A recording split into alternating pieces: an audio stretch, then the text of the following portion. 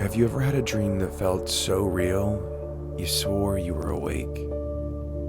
But then you come to know that misty feeling of dream life and almost begin to crave it. Soon your day is infiltrated with scenes and snippets that you swear aren't real, nothing more than a mist.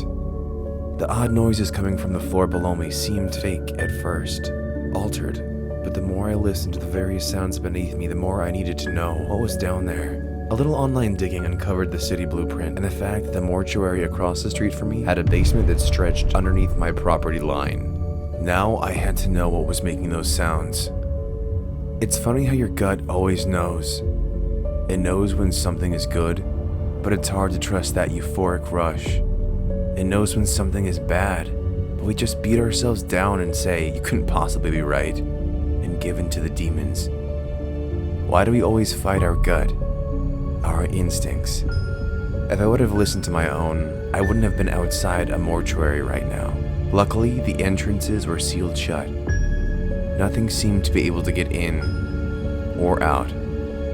But was that why whatever was clawing at my floors was trying to escape in the first place?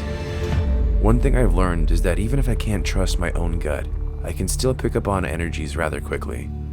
And I've never betrayed myself on that front. This energy felt dark, and I remembered salt being a barrier against evil. So I poured a large mound where the majority of the activity was. I couldn't hear anything and leaned in to get a better listen. When I collected myself, I noticed the salt was in a far more sinister pattern now. I cleaned up the salt and whatever message that might have been, and I got out of the house. The noises that I heard from underneath my house were following me. In that moment, I panicked. Was it me? Was it all in my head? Whatever it was right on my tail, and I couldn't seem to shake it. My head was playing tricks on me, or so I thought. Whenever I thought I had the sound pinpointed, it would change location, but in a way not humanly possible. Was it howling? Was it yelling? Something about it was so unsettling, but not as unsettling as what I was about to come face to face with.